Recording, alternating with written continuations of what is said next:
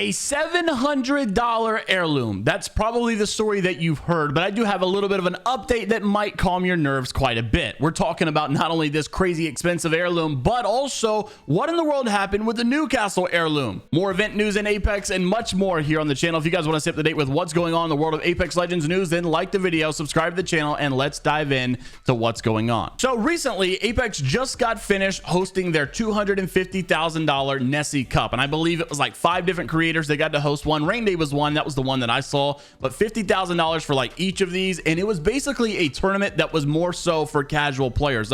There were some limited modes in there of like, actually shooting your gun and doing damage and all that stuff. But it was a lot of abilities only using your melee and hide and seek and stuff for the next round. So it was really neat that it was like a tournament that was meant for casual players, and it was really competitive still. But these are the type of modes that we used to host in our custom lobbies on our live stream. There was always a massive outpour of how many people wanted to continue to play tournaments like this. What I've been suggesting, and I'm probably like the only YouTuber that I think has advocated for this as like much as I have, is to get these tournaments in game. Now, I did actually make a report on this a couple of weeks ago, and I thought it was going to be a feature way down the line of something that's going to be in the game where you could sign up, because I thought this was like a year out or so. But no, this was actually just something that was hosted by Respawn and with their actual partners. The problem I have with events like this is signing up is really hard. It's really hard to get accepted, and you don't know if you actually have a guaranteed chance of getting in these tournaments. And it would just be so much better to log into Apex, click the tournament tab, and click sign up. I've always wanted something like the Fortnite weekly cash cups and such, but I know it's EA and they'll probably like never approve that. Even the recent good news that we received in the Apex esports world was actually more so of an outside source in Saudi Arabia, apparently getting ready to announce that Apex is going to be a part of their like $50 million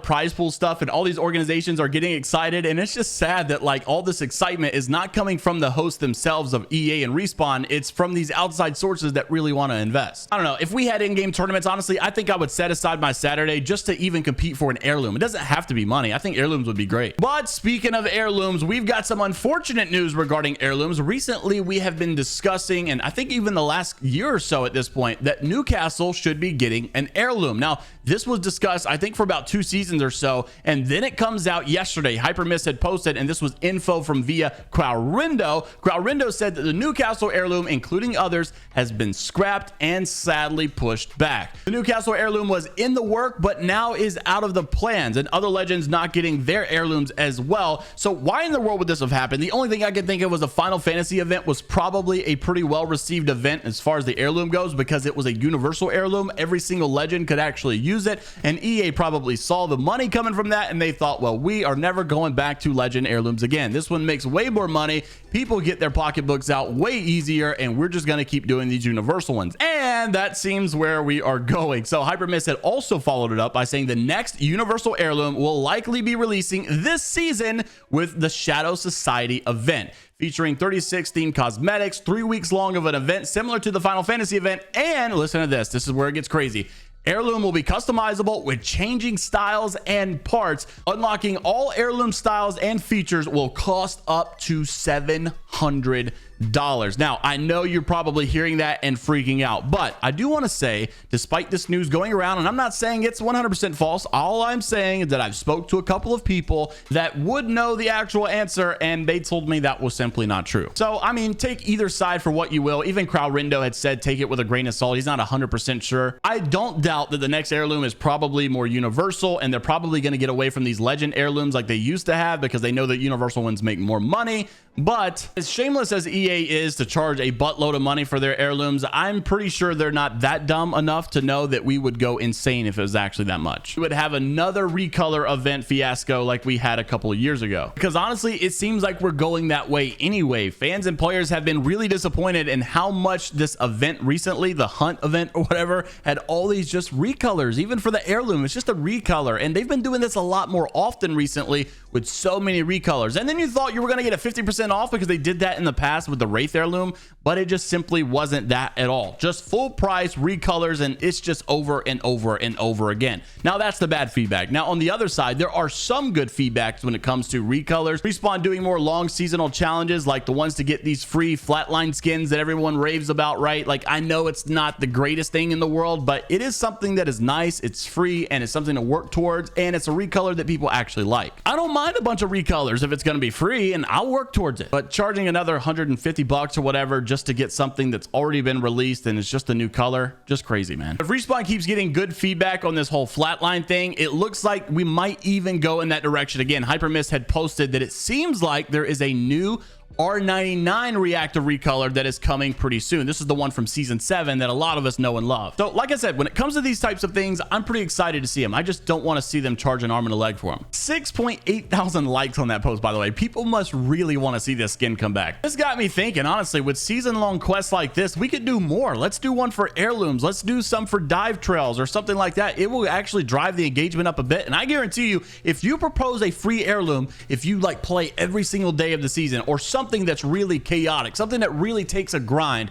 I promise you player base will probably go up a lot and player retention will probably go up a lot. People love heirlooms. Another thing people love, and I hope we get to see more soon, but honestly I'm wondering how that's even going to work, are the next legend reworks that are supposed to be happening. Now the problem here is we've had some of these legend reworks already, but it was before this whole perk system has come out. Now that we have the whole perk system, how will these reworks actually even work? Because you not only have to change a legend's kit, you have to change like every single perk they have as well. Well, at least tweak it to some degree. The latest leak, or whatever you want to call it, was coming from Oz, saying that the next legend to be reborn would be Lifeline, and that was actually supposed to happen in September of 2024, which would be season 22. And the reason is because you can't forget, we recently saw that there was a new legend that supposedly's name was Alter that would be the next legend coming for season 21, and we even saw this information from leaked dev gameplay where you could see Alter was getting knocked, Alter was in the kill feed, and you could also see there were some pictures of what Alter might look like. There was actually a legend select screen where we saw this random legend that we never saw before, and I don't know if Respawn purposely did this as a little bit of a teaser or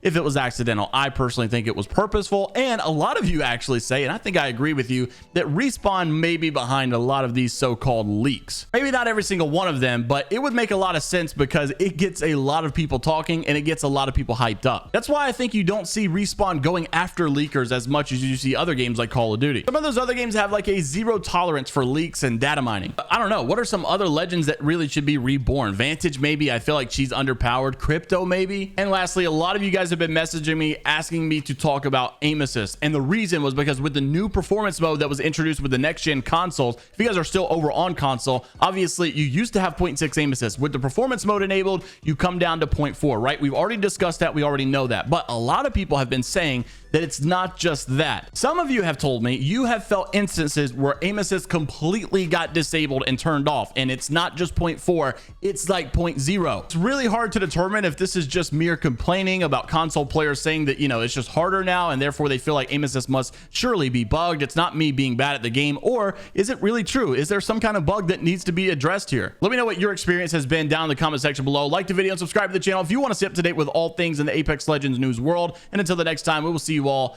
later, Gators.